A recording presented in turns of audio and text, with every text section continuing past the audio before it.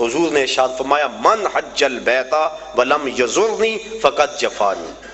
جس نے حج بیت اللہ کیا اور میری زیارت کے لیے نہ آیا اس نے میرے اوپر ظلم کیا ہے۔ اور قرآن مجید کی آیت گواہ ہے وَلَوْ أَنَّهُمْ إِذْ ظَلَمُوا أَنفُسَهُمْ جَاءُوكَ،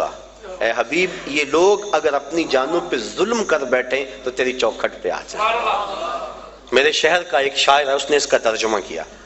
وہ کہتا ہے مجرم ہو تو منہ اشکوں سے دھوتے ہوئے آؤ، آؤ در تواب پہ روتے ہوئے آؤ، قرآن میں مذکور ہے توبہ کا طریقہ، سرکار کی دہلیز سے ہوتے ہوئے آؤ۔ اگر اپنی جان پہ ظلم کر بیٹھو تو محبوب کی چوکھٹ پہ آؤ، اور پھر اللہ سے معافی مانگو، معافی ہو جائے گی نہیں، رسول تمہارے لیے اللہ سے استغفار طلب کریں،